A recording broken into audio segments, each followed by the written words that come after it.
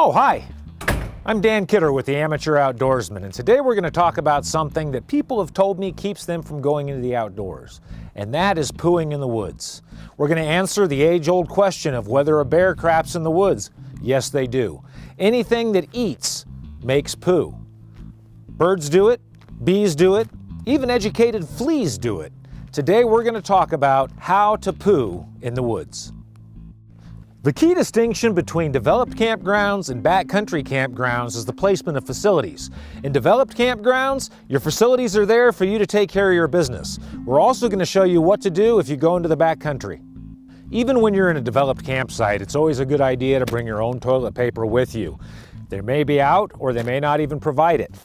If you're going to bring your own toilet paper with you, it's a good idea to get toilet paper designed for RV use that's going to break down better in a chemical toilet. That way you're not going to plug it up with your standard toilet paper that you get at the grocery store. You can pick that up at an RV supply store or at a camping supply store.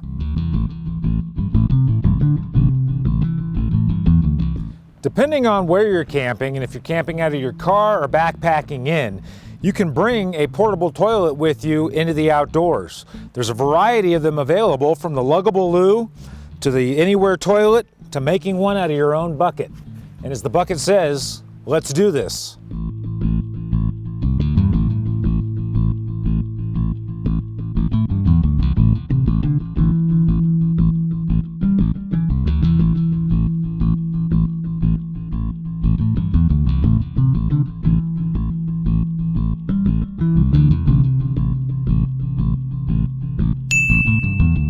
If you're making it with your own bucket, you can get some poo powder. It's a coagulating powder that takes all the liquids and coagulates them into solids for easy transport out.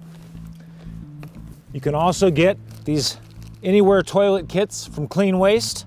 They go right over your portable toilet and do the same thing. They already have the poo powder inside of them.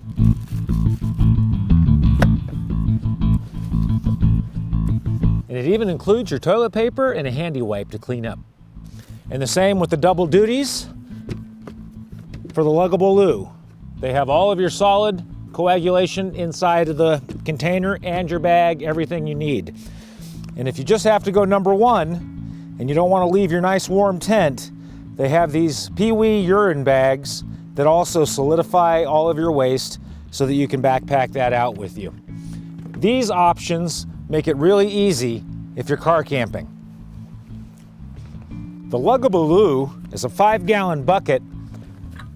Use one of your double duty bags in it.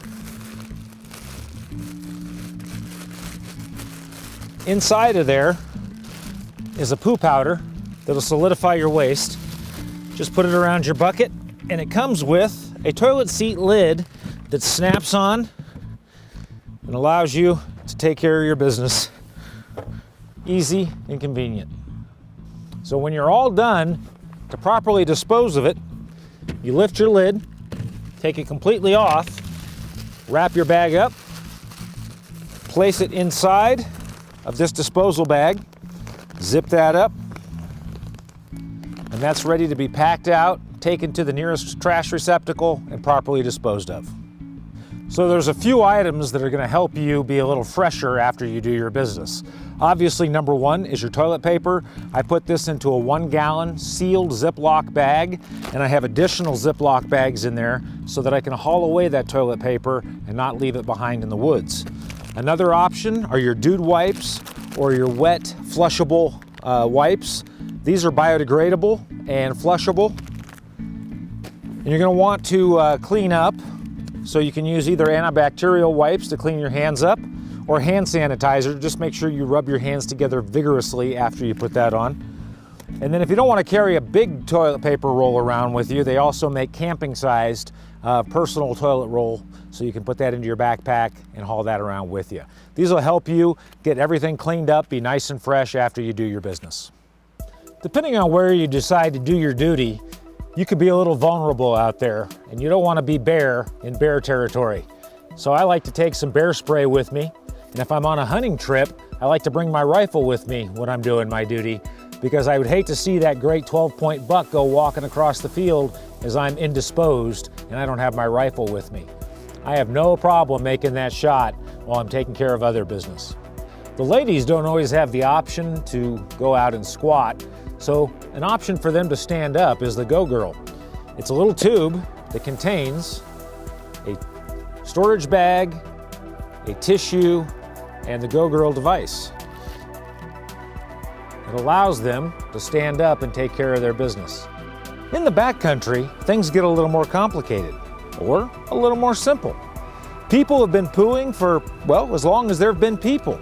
And the majority of the people in the world take care of their business with a simple squat. This is the way the majority of people in the world go to the bathroom. It's the healthiest way, and it gives your body a straight path to pass everything out, and it gets your rear end closer to your hole. And we're going to show you how to dig that hole in just a second. So we're going to dig a cat hole. This is called a cat hole because cats will bury their feces to keep predators away.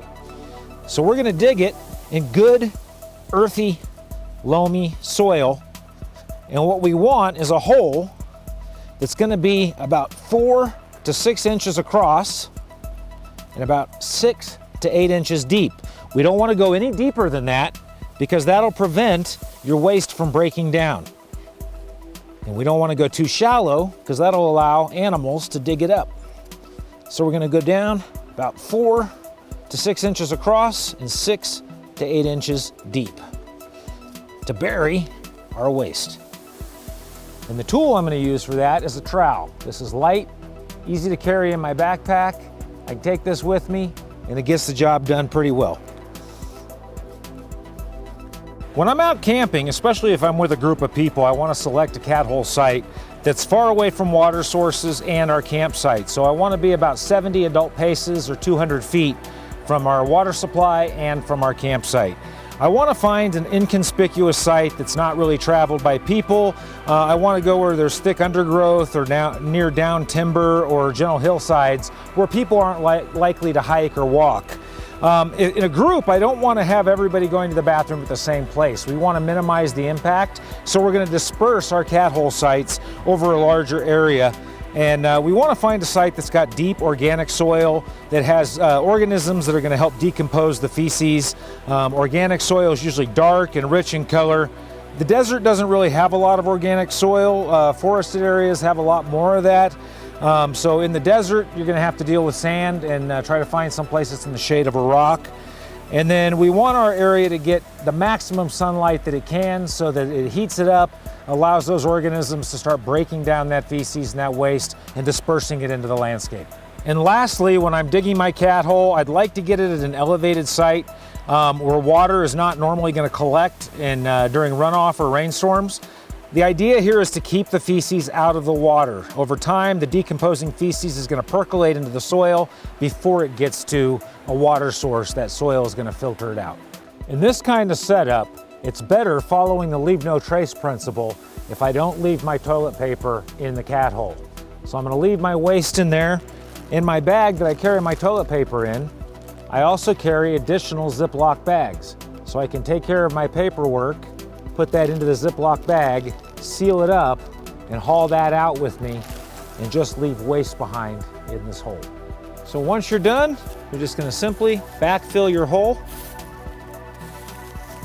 And then I'm going to just take natural surrounding vegetation and just cover that up and try to help that blend back into the environment.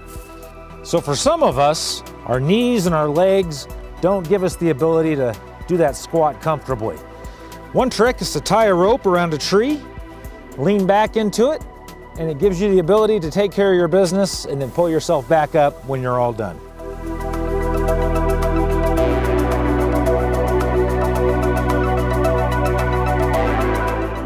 So one of my favorite tricks, if I'm doing a slit trench, doing a latrine that's going to be at a camp for a little while, is I'll take some of my hammock straps or some ratchet straps or tie-down straps and attach them to two trees like this.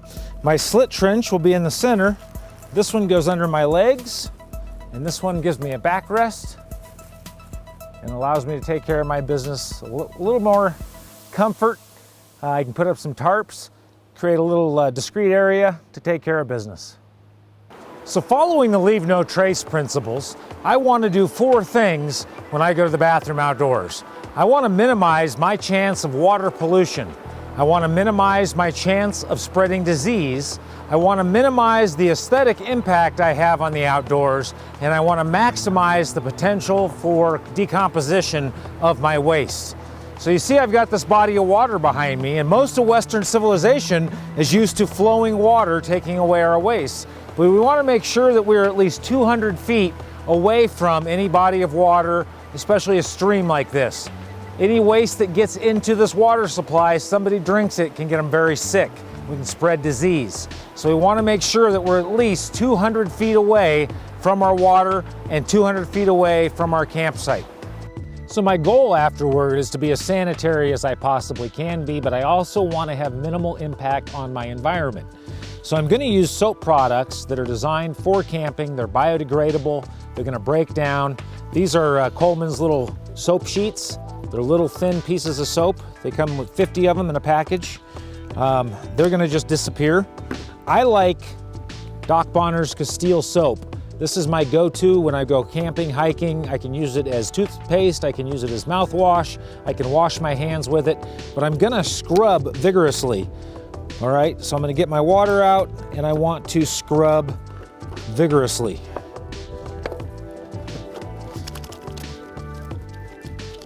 I want to get my hands as clean as I possibly can, especially if I'm going to be preparing food. Okay, so good scrub and a rinse.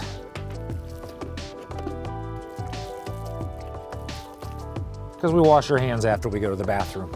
And then we should always have a bandana when we're out in the outdoors. We can dry off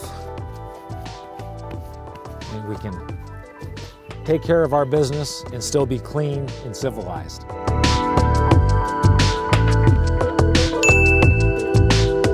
So let's say you didn't plan ahead and you get out in the outdoors and you have to take care of your business and you didn't bring anything to clean up with. Well, in a pinch, a nice smooth rock, a nice smooth stick, your bandana that I hope you're carrying with you all the time anyway because it's an indispensable aid in the outdoors, some nice soft sage or other plants that are soft. Just make sure you can identify your poison ivy, your poison sumac, and your poison oak. You don't want to use those. Or in a real pinch, a handful of snow makes a very invigorating but effective way to clean yourself. You know, some people say they're going to use a sock or the tail of their t-shirt or a sleeve. I think that's some pretty crappy advice. There are better things out there that you can use to clean yourself up in a pinch. At the end of the day, there's really nothing like spending time in the great outdoors, enjoying the environment that God has created for us. And with a little bit of preparation and forethought and some tips and tricks, there's really no reason to let something as simple and basic as going to the bathroom keep you from going out and enjoying the great outdoors. This is Dan Kidder with the Amateur Outdoorsman, and as we like to say, don't just sit there, do something.